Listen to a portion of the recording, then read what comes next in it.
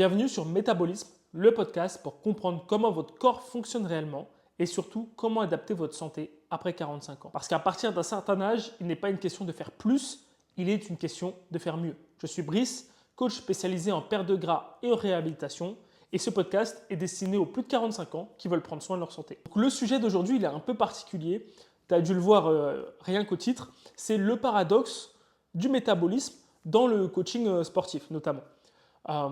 Parce qu'il y a beaucoup de choses qui se disent sur les réseaux sociaux. Tout et son contraire finalement. Il y a de quoi se perdre réellement. Et on peut même me mettre dans cette catégorie de personne qui a son avis sur la chose. Même si mon avis n'est pas spécialement un avis, mais il est plutôt tiré de la réalité et puis du fondement même de notre corps et du fonctionnement de notre corps. Mais d'un point sceptique, on peut dire que moi aussi, je fais partie de ce grand cercle de gens qui donnent leur avis sur ce qu'est le métabolisme. Sauf que du coup, dans la réalité, parce qu'il y a l'information et il y a l'implémentation, ce sont deux choses différentes, je peux donner toutes les connaissances du monde, ça ne veut pas dire que tu vas savoir les faire correctement, les mettre en place déjà dans un premier temps, et puis savoir les faire correctement et assez longtemps. Donc c'est la différence entre l'information et l'implémentation. Évidemment, moi avec ce podcast, je donne de l'information, je partage mon information, mais il y a toute la partie implémentation qui est tout aussi importante. Et ce qu'on retrouve surtout quand on coach, notamment que ce soit en ligne ou même en présentiel, c'est justement des personnes qui ont cette difficulté à mettre en place les choses qu'on leur dit, malgré le fait qu'on leur donne l'implémentation nécessaire pour le faire et qu'on les aide à implémenter. Ils ont du mal parce qu'ils ont leurs croyances à cause des réseaux sociaux qui les empêchent réellement d'avancer, ils doutent un peu. Et ça arrive surtout sur tout ce qui concerne le métabolisme ralenti, le métabolisme bloqué, le mode survie et toutes ces choses.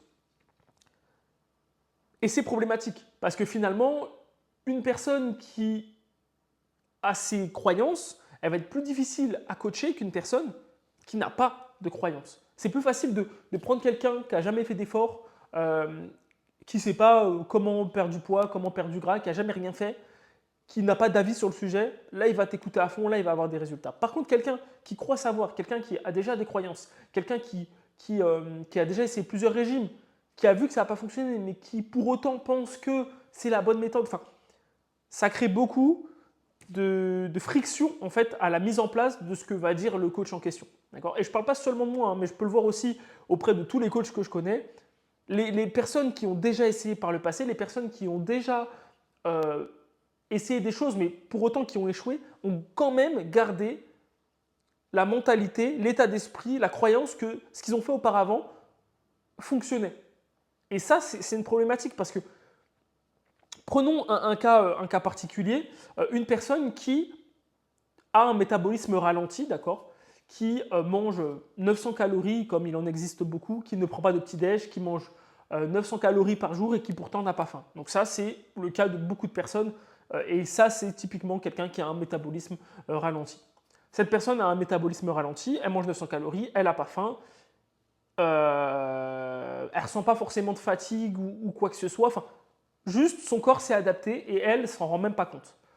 Elle veut perdre du poids, donc du gras, elle va venir me voir moi, et on va prendre mon exemple, elle va venir me voir moi, elle va me contacter, on va commencer le coaching ensemble et puis je vais lui dire ok, donc là tu es aujourd'hui à 900 calories, on aura évalué ensemble pour être sûr que c'est bien un cas de métabolisme ralenti et pas juste quelqu'un qui mange plus que ce qu'elle pense sans s'en rendre compte, c'est aussi important de faire la différence.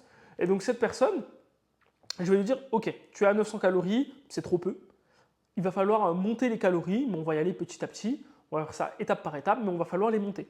La personne, la première réaction qu'elle va avoir, c'est de la peur. C'est de la peur parce qu'elle a toujours mangé moins, et là, un coach lui demande de manger plus. Et c'est complètement contradictoire, et en soi, je peux le comprendre. Sauf que du coup, cette personne va mettre des bâtons dans les roues dans la relance qu'on est en train d'effectuer.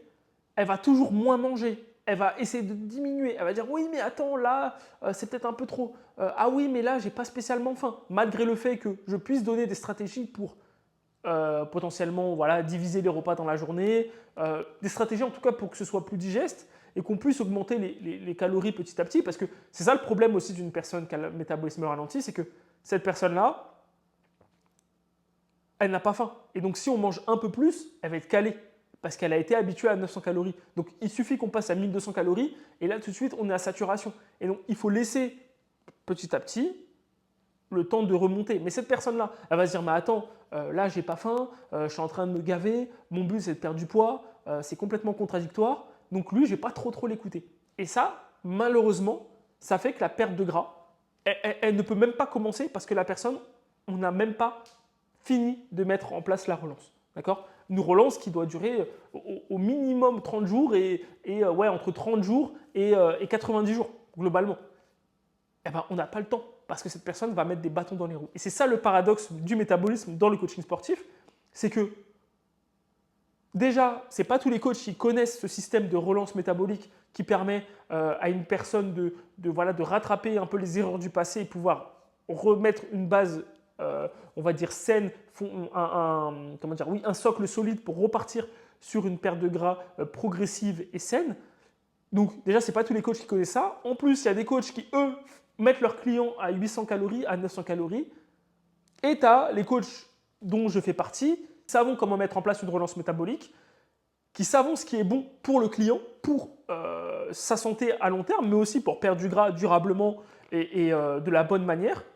Pour autant, il y a le blocage. Il y a le blocage et presque les personnes qui veulent perdre du gras, qui mangent 900 calories, elles vont chercher le coach qui leur confirme déjà la manière dont ils pensent et qui vont les faire manger 600, 500 calories. Enfin, on voit bien que, moi en tout cas d'un point de vue extérieur, je vois bien que ce n'est pas la solution. Maintenant, je me dis que ces personnes-là sont tellement dans de la détresse qu'elles vont chercher le discours qui se rapproche du leur, le discours qui va déjà dans le sens de ce qu'elles pensent. Et ça, c'est une erreur. Et si toi, aujourd'hui, tu m'écoutes, que tu es concerné par le métabolisme, que tu t'intéresses au métabolisme, de toute façon, si tu es sur ce podcast, c'est que c'est le cas. Si tu t'intéresses au métabolisme, à toutes ces choses qui se passent dans ton corps, comment les adapter, comment prendre soin de ta santé, il faut que tu te demandes pas est-ce que dès que je vois une information qui valide ce que je pense c'est la bonne, mais plutôt est-ce que c'est la vérité? Est-ce que la personne, elle dit ce que je pense, donc factuellement c'est bon, ou est-ce que factuellement c'est vraiment la vérité? Et je t'invite même à vérifier ce que moi je suis en train de dire sur le métabolisme, ce que je partage, etc. Parce que la problématique, c'est que tu vas toujours tomber sur des personnes qui vont dans ton sens et dans ce sens-là, tu ne vas pas t'en sortir. Il y a des personnes qui vont te dire « Ok, il faut que tu manges moins. Il y a des coachs qui vont te mettre à 700 calories. Ok, tu manges 900, bah on va descendre à 700, etc. » Je suis désolé, mais ça, ce n'est pas la solution. En fait, il n'y a aucun monde, j'insiste, il n'y a aucun monde où manger 900 calories, c'est normal. Aucun. D'accord? Dans aucune circonstance, aucune, manger 900 calories, c'est normal. Même habiter, il ne faut pas manger 900 calories. Donc, encore plus quand tu as une activité générale dans la journée, que tu fais tes séances de sport, etc., 900 calories, c'est une abomination. D'accord? Manger 900 calories, c'est absolument pas normal. Et donc, pose-toi vraiment cette question.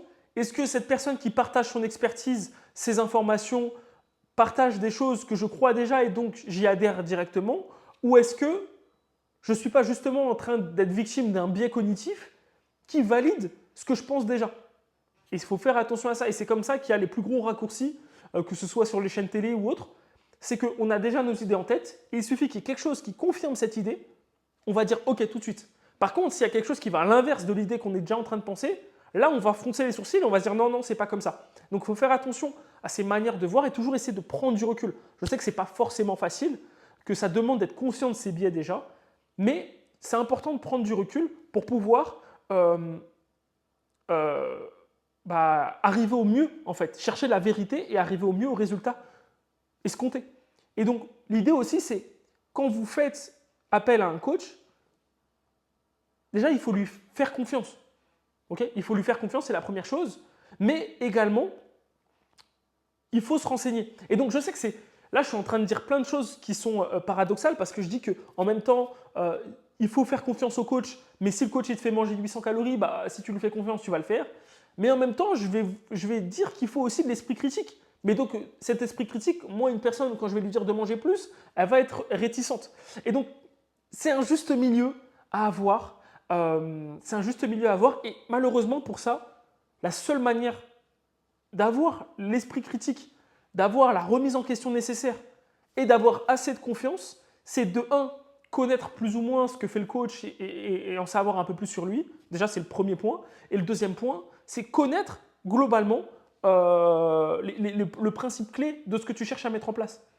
Et donc, ça demande malheureusement un petit travail de recherche si tant est qu'on prend vraiment sa santé et sa perte de gras au sérieux. C'est nécessaire malheureusement.